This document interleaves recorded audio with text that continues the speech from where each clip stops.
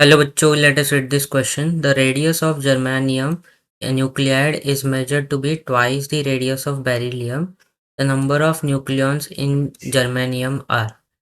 तो इस क्वेश्चन में हमें रेडियस ऑफ जर्मेनियम जो है वो twice of radius of beryllium given है, तो हमें number of nucleons in germanium find out करना है।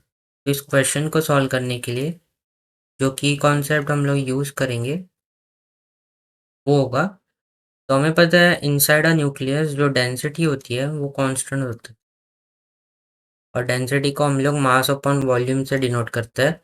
तो अगर डेंसिटी कांस्टेंट हो गई तो हम लोग कह सकते हैं मास जो है ये डायरेक्टली प्रोपोर्शनल होगा वॉल्यूम के। तो न्यूक्लियस के अंदर मास जो है ये हम लोग ए से डिनोट करते हैं, एटॉमिक मास नंबर से। एंड डेंसिटी जो होता है वो होता है, वो सॉरी, वॉल्यूम जो होता है ये सिंस हम लोग न्यूक्लियस को एज अ स्फीयर कंसिडर करते हैं तो उसका वॉल्यूम हो जाएगा 4/3 πr³ यहाँ से हमें एक रिलेशन मिलेगा radius and atomic mass number के बीच में। तो ये होता है R=R0 A⁻1/3। यहाँ पे R0 जो है ये प्रोपोर्शनलिटी कांस्टेंट होता है और A हमारा एटॉमिक मास नंबर होता है। नाउ क्वेश्चन के अकॉर्डिंग हमें क्या गिवन है कि radius of germanium is twice the radius of beryllium. तो यहाँ से हम लोग कह सकते हैं कि radius of germanium divided by radius of beryllium ये हो जाएगा 2/1 के इक्वल। नाउ हमें क्या दिया हुआ है, बेरिलियम दिया हुआ है 9 to 4। यहाँ से हमें एटॉमिक मास नंबर मिल जाएगा फॉर बेरिलियम, ये कितना आएगा 9 के इक्वल। तो हमें atomic mass number for germanium find करना है। हमें पता है R=R0 A⁻1/3 होता है।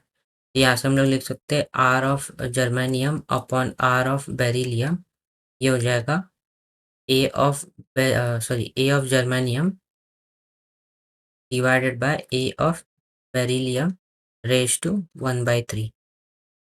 तो अगर हम लोग दोनों साइड का क्यूब ले ले तो ये हो जाएगा A of germanium divided by A of beryllium equal to radius of germanium upon radius of beryllium का क्यूब। तो R radius of germanium upon radius of beryllium हमारे पास है 2:1। तो यहाँ पे अगर सब्स्टिट्यूट करें तो ये हो जाएगा 2/1 का क्यूब।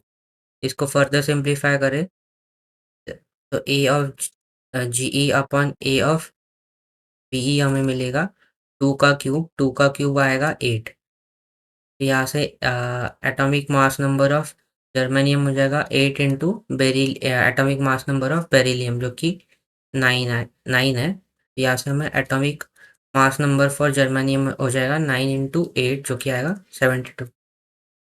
तो हम लोग कह सकते हैं कि एटॉमिक मास नंबर या फिर नंबर ऑफ न्यूक्लियॉन्स जो आएगा फॉर जर्मेनियम ये आएगा 72। तो अगर हम लोग ऑप्शन चेक करें तो ऑप्शन डी से ये मैच हो रहा है। So I hope you have understood it well and best of luck.